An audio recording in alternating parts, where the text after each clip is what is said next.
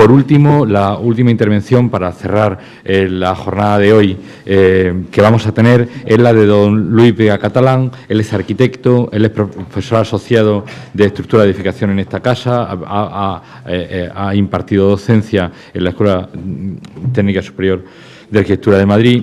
En su etapa en el Instituto de la Torroja, si no tengo equivocadas mis notas, participa muy activamente de los trabajos para la redacción del Código Técnico y actualmente es consejero técnico de Arquitectura y Sostenibilidad de la Secretaría de Estado de Vivienda y Actuaciones Urbanas y, por lo tanto, está ubicado donde las decisiones estratégicas con respecto al tema de rehabilitación están teniendo probablemente ahora mismo más vigencia o más vigor dentro de nuestra estructura.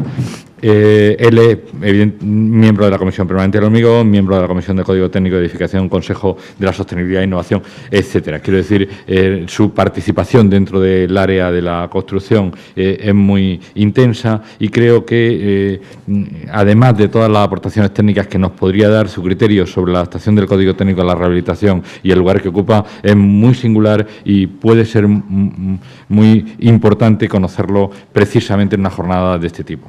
Muchas gracias y sin más les dejo.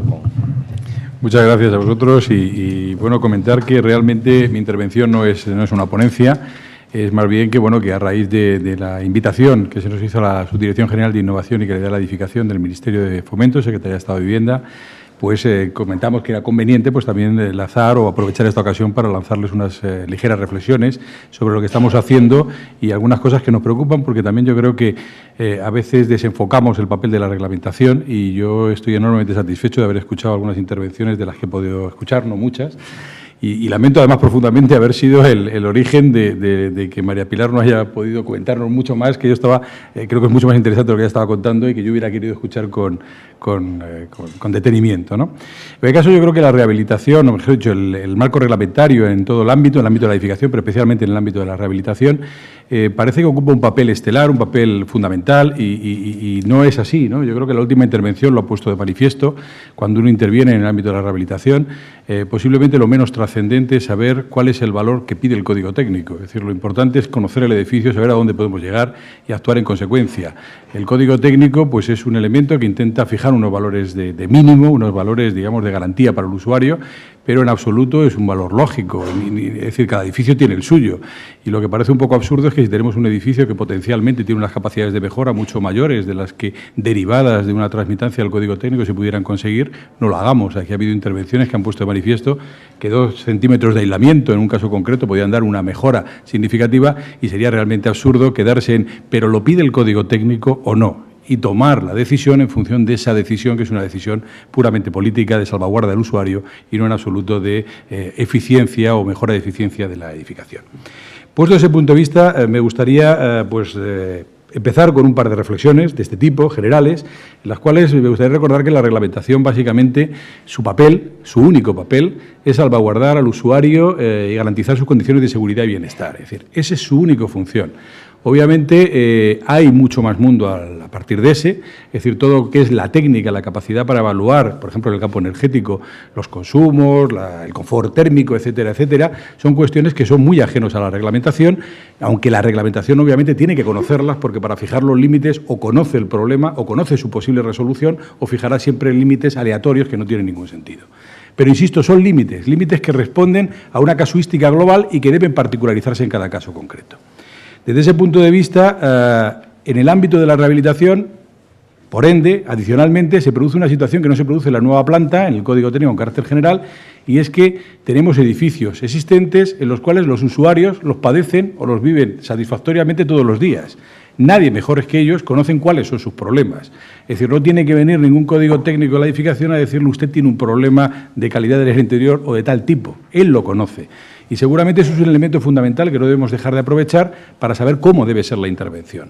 Es decir, no podemos concebir el Código Técnico como una imposición al usuario, porque lo que está intentando es salvaguardar sus condiciones. En ese sentido, yo creo que en la rehabilitación tenemos que ser especialmente sensibles a que tiene que ser flexible a las capacidades del usuario, a, como se decía antes, si el usuario tiene o no que salir de la vivienda, etcétera, etcétera. Desde ese punto de vista, no entiendan, o creemos que así debemos expresarlo, los límites del Código Técnico en el ámbito de la rehabilitación como unas barreras infranqueables que pueden provocar justo el efecto contradictorio que queremos, que es que cuando alguien va a intervenir y no puede alcanzar la barrera, simplemente se retrae para no tener que justificarla. Esa es un poco la línea fundamental en la cual estamos trabajando hoy en día. Y partimos también de una idea que me parece que es también muy importante.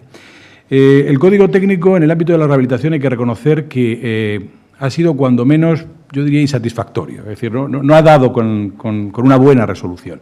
Es evidente que cuando empezamos a hacer el Código Técnico, la presión fundamental, el problema fundamental era el ritmo de crecimiento de la vivienda de nueva planta y era lo que más nos preocupaba. Es decir, había que dar respuesta a eso.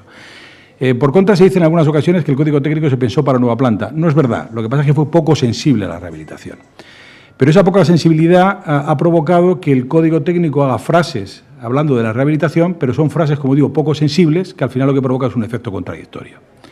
La frase más habitual dentro del Código es el empleo de, en casos de cambio de uso, de ampliación, reforma, modificación o rehabilitación, se aplicará esta sección. Esa frase entendemos hoy por hoy que es una frase, como digo, insatisfactoria, porque no concreta ni el sujeto ni el predicado. El sujeto mete dentro de un mismo saco intervenciones, todas ellas de muy diferente calado, y además en las cuales yo les animaría a que hagan el esfuerzo. Seguramente no nos pondríamos nunca de acuerdo en cómo se definen. Es decir, yo no me atrevo a poner con claridad ese límite que diferencia la reforma de la rehabilitación o de una modificación. Y tampoco sé si es importante, porque cuando estoy haciendo una rehabilitación seguramente todas esas operaciones sean de forma simultánea, o muchas de ellas. Con lo cual, seguramente ese intento de parcializar el problema por cuál es la situación que tenemos en cada caso es errático. No sé si es el más adecuado. Ahora les plantearé un poco las reflexiones que estamos haciendo. En esa línea también creo que es inadecuado fijarnos tanto como nos fijamos en el origen de la intervención. Es decir, aquí hablamos mucho de rehabilitación energética, pero rápidamente intentamos decir que lógicamente también está la accesibilidad, porque todo eso está ligado. La intervención es una intervención global. La falta de transversalidad que muchas veces se critica en el Código Técnico en el ámbito de la rehabilitación coge cuerpo de naturaleza absoluta.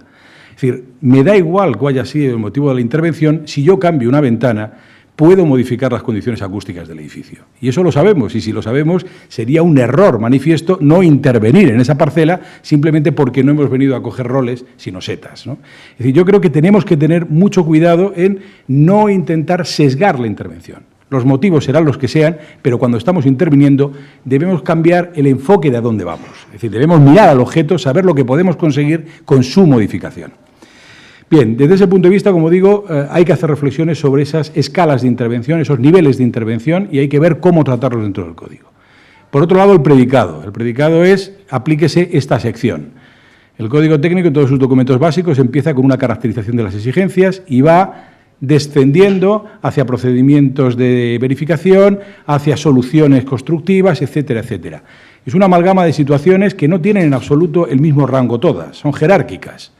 Obviamente, en un edificio de nueva planta, pues seguramente el cumplimiento de todas ellas pues da una satisfacción razonable a la exigencia, pero cuando estamos en rehabilitación hay que centrarse más en las primeras partes del documento, en qué se persigue, cuáles son los objetivos, que en la resolución material que hay posteriormente.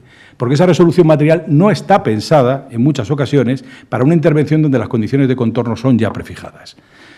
En consecuencia, el Código Técnico, y el trabajo que estamos ahora mismo, intenta deslindar un poco cuáles son, en función de esos niveles de intervención, las exigencias que deben aplicarse, pero de una forma ya más particularizada, es decir, huyendo de esas fórmulas genéricas que obligan a una interpretación por parte del usuario, que no digo que no la puedan hacer, pero que muchas veces generan problemas administrativos, jurídicos, etcétera, etcétera, y dan sensación de inseguridad que no es razonable en este ámbito. Bien.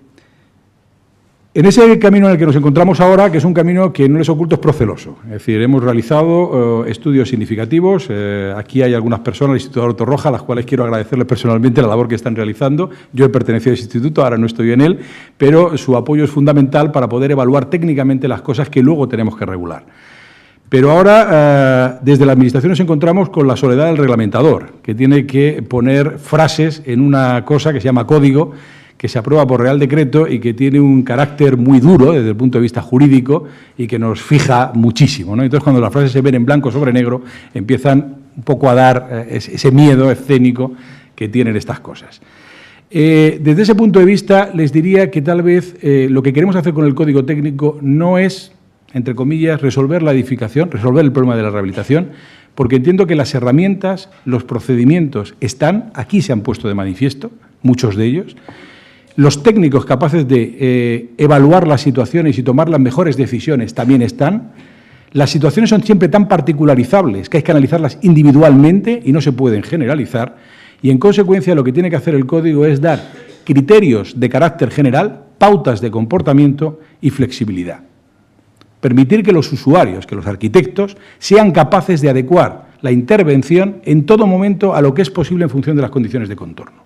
Todas ellas, muchas de ellas difícilmente encajables dentro de un marco reglamentario rígido.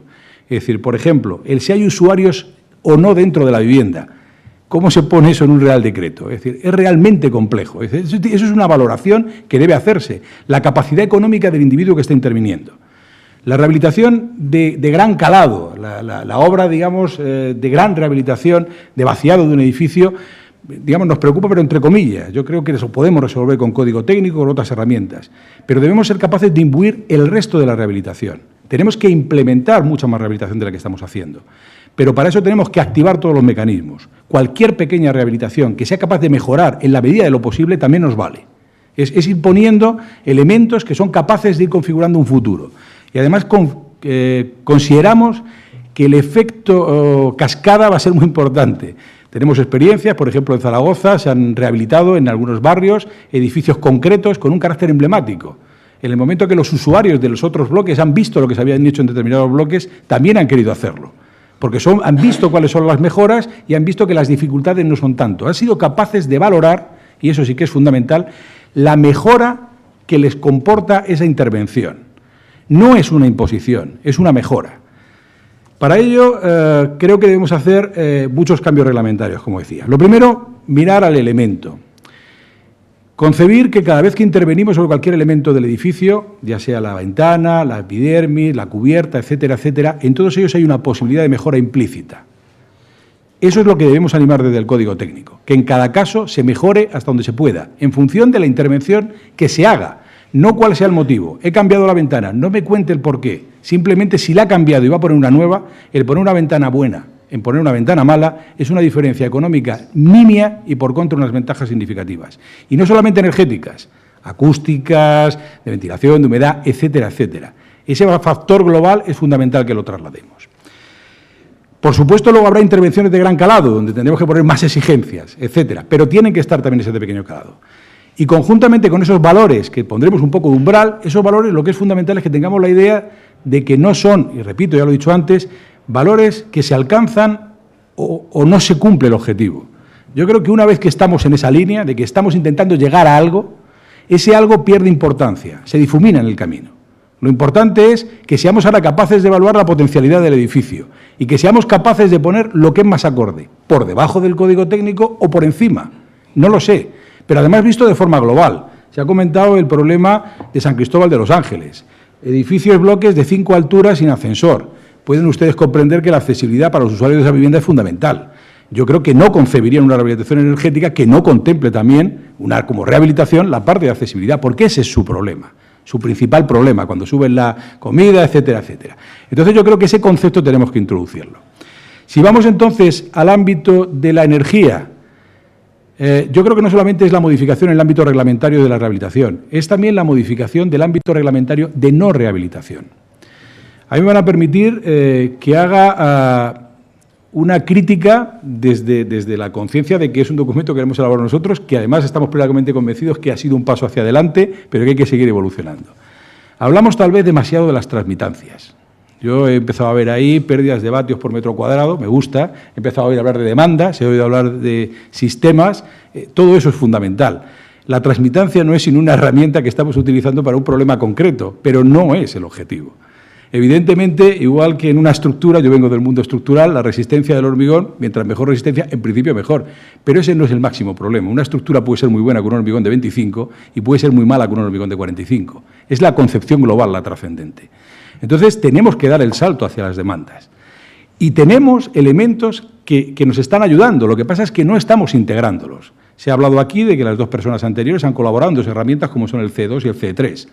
C2 ya ha visto la luz, lo conocéis todos, C3 es una herramienta que todavía no ha visto la luz, pero es una herramienta de apoyo a la calificación energética de edificios existentes.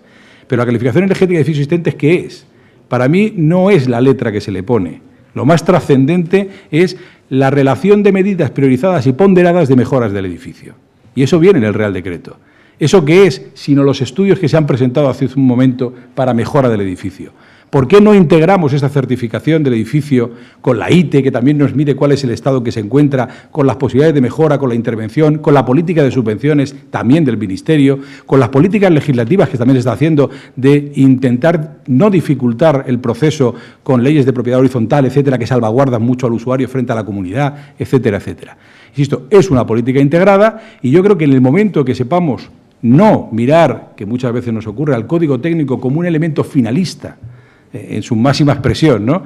Es decir, invirtamos la pregunta de qué tenemos que hacer, por qué podemos hacer, y luego veamos el código técnico como un objetivo loable, pero perseguible, pero vamos, que también se va adecuando en función de las necesidades de cada momento, es cuando realmente habremos superado esta situación. Concretando, nosotros el código técnico en lo que se refiere al ámbito de rehabilitación, estamos ahora mismo trabajando en una cosa que queremos que sea una propuesta de modificación del código técnico, sobre un concepto absolutamente horizontal, es decir, no queremos, a pesar de que estamos ahora mismo también trabajando, como bien saben, en la elaboración de la revisión, mejor dicho, la actualización. Me gusta más hablar de actualización que de revisión, porque parece que revisar es algo que está mal, mientras que actualizar para mí es algo que se modifica, actualizándolo a un comportamiento nuevo que va evolucionando con el tiempo y que además es conveniente que la normativa recoja. A pesar de que estamos trabajando en la parte energética, queremos que la rehabilitación vaya como un paquete unitario. Y es sobre todo para dar esa imagen de que, aunque la rehabilitación energética es importante, no lo es menos importante la accesibilidad, ni otras, ni la de humedad y tal. Cada uno tiene su problema y quiere que le resuelvan sus problemas. En ese sentido, vamos a intentar, a ver si, evidentemente, al margen de las cuestiones políticas, que evidentemente condicionarán mucho el calendario que podamos tener, estamos intentando trabajar para tener esa propuesta de modificación, de clarificación de las exigencias, que se van a basar fundamentalmente en intentar aclarar las diferentes tipologías de intervención, ampliaciones, reformas, cambios de uso, cuáles son los niveles de exigencia que a priori sería razonable pedir en un contexto no conocido, nosotros no conocemos el edificio concreto, y abriendo siempre cláusulas de flexibilidad que permitan, en función de las condiciones de contorno, viabilidad técnica, viabilidad económica, patrimonio, valor arquitectónico, etcétera, etcétera, flexibilizar esos niveles en función de las condiciones concretas del edificio. Eso sería el marco que lo que hace es abrirse, flexibilizarse. Obviamente esto tiene una doble contrapartida, es decir, va a permitir que el arquitecto tenga, y así lo queremos, un mayor peso dentro de este proceso, porque lo tiene que tener. Pero también es fundamental el que asuma que eso significa una mayor dificultad, es decir, porque no va a tener seguramente esos anclajes tan fáciles, tan inmediatos de toma de decisión directa, ¿no? Es decir, cojo la tabla, saco el valor, ¿no? En ese sentido, cuando decimos mayor nivel de adecuación, querrán también criterios. ¿Cuál es ese nivel mayor de adecuación? Pues evidentemente herramientas como la certificación energética, herramientas como las guías que, por ejemplo, se están elaborando dentro del Torroja Me Costa, algunas de ellas por iniciativa del propio Ministerio, otros documentos que estamos elaborando, como por ejemplo con el Instituto Tecnológico de Cataluña, que son los denominados manuales R, que van a intentar mostrar en determinadas intervenciones que son puntuales, pero que intentamos que sean tipológicamente significativas, cuáles son los niveles de intervención que se pueden conseguir con una cierta lógica, para orientar y para poder dar criterios, no solamente al arquitecto, sino también a las personas que tienen que de alguna forma controlar ese tipo de cuestiones, ¿no? Ir flexibilizando ese mundo de forma tal que lleguemos a una situación que es más lógica de futuro, y es que la reglamentación no se constituya en ese elemento, insisto, que determina lo bueno de lo malo, sino que es un elemento de referencia importante, sin duda alguna, para salvaguardar, como decía, las condiciones del individuo, pero que se ve integrado dentro de un proceso mucho más importante, donde la investigación, las capacidades individuales de cada proyectista en su caso concreto, donde la docencia tiene un papel fundamental, etcétera, etcétera, y donde el código técnico, y yo además me encantaría, ese tema se va diluyendo en el sentido de que no coge ese protagonismo y yo cada vez tenga menos trabajo, para que ustedes lo tengan, porque aquí lo que hay que hacer es trasladarnos responsabilidad de unos a otros. Y en el ámbito de la rehabilitación, y con ello termino, no es posible regular de una forma clásica un mundo que es absolutamente, diferente. Cada edificio no es un mundo, como dice mucha gente, pero sí que cada edificio es muy diferente del de al lado. Y eso es un elemento que nosotros no podemos soslayar. Y no podemos hacer una reglamentación para 300.000 edificios y no debemos hacer una reglamentación para uno pensando que todos los demás son iguales. Con lo cual, esas es un poco, digamos, las líneas de trabajo. Las cuento muy genéricas porque realmente, en tanto en cuanto no lo pongamos encima de la mesa, pues yo creo que tampoco es cuestión de, no por no desvelar, sino porque muchas veces se generan expectativas inadecuadas y queremos hacerlo, pero estamos trabajando para intentar hacerlo lo más rápidamente posible. Y yo con esto, pues casi terminaría mi intervención para estar dentro de hora, que me parece importante. Muchas gracias.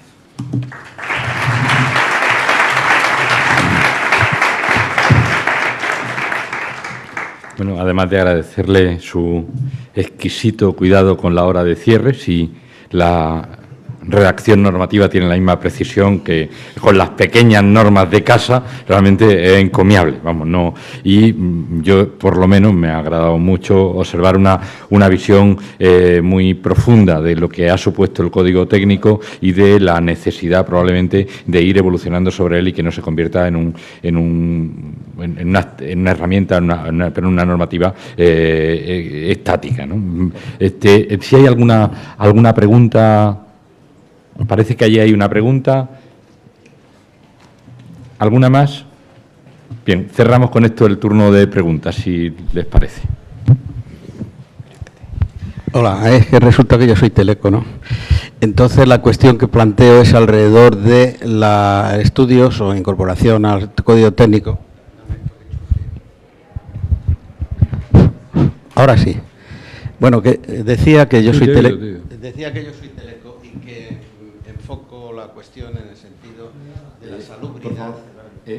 Es que se está emitiendo y es necesario para que se oiga fuera. Repito, bueno, que yo soy teleco y me enfoco en otro sentido en relación con la salubridad de las reacciones ionizantes, no ionizantes, situación respecto a fallas, entorno insalubre, etcétera, que no sé si esto lo va recogiendo o invasión por avenidas de agua, etcétera. Esto yo no sé si el código técnico lo va recogiendo.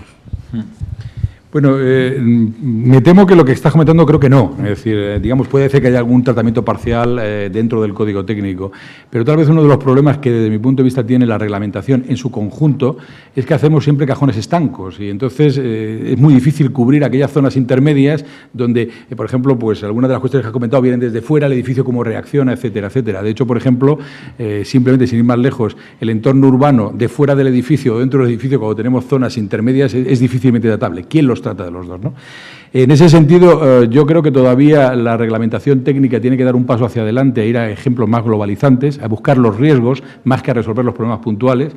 Y seguramente se trata de muchos temas. Insisto, en el tema de salubridad me parece que he comentado temas de aspectos ionizantes, etcétera, que pueden estar relacionados a lo mejor con temas de rayo, que hay algo, pero no sé exactamente a qué punto concreto te refieres. Bueno, tomo la palabra porque es que es oportuno que últimamente de mi colegio se están haciendo esfuerzos de colaboración con los colegios de arquitectura, ¿no? Incluso en el último congreso en Burgos hubo irrupciones de arquitectos, por cierto, muy desplazadas sobre intenciones comunes, denotando que están un poco descolocados todavía en el aspecto este que yo aludía.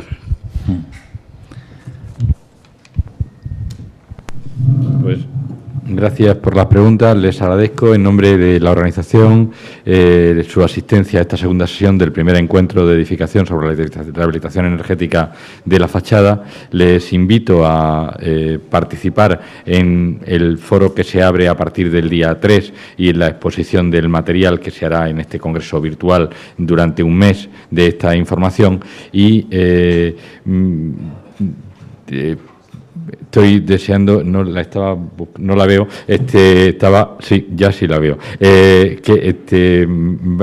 Abajo en la Rosaleda, bajando por la escalera imperial, última planta abajo, al fondo del hall a la derecha, se va a ofrecer una copa de vino donde tendré la ocasión de darle un abrazo a Inmaculada por haber abierto el cierre y cerrado el cierre sin novedad, que casi es lo mejor que se puede decir, ¿no? No es cierto, no es cierto. Muchas gracias a ustedes, a los que están presentes en la sala y a los que están escuchando la emisión en abierto que se está haciendo de esta sesión. Sí, disculpen, un minuto. No, es que ha habido una cosa que no he dicho, que evidentemente era porque la dejaba para la clausura y no la intervención, y es en primer lugar dar la enhorabuena a este congreso y felicitaros además por la magnífica audiencia que está teniendo, y decir que desde el Ministerio, aunque no hemos podido venir, como bien sabes, a todas las intervenciones, sí que esperamos ávidamente lo que aquí se ha generado, porque realmente muchas veces desde el Ministerio parece que no somos sensibles a lo que hay en el mundo. Lo que pasa es que muchas veces es difícil reaccionar frente a ello, pero es muy importante saber lo que hay para que realmente regulemos acorde con ello. Y este congreso es un elemento que es fundamental para ello, con lo cual os felicito, os doy la enhorabuena y además os animo a que iniciativas de ese tipo se lleven a efecto todas, mientras más mejor, porque será el punto de arranque para realmente tener una reglamentación adecuada. Muchas gracias. Buen día. Gracias a todos.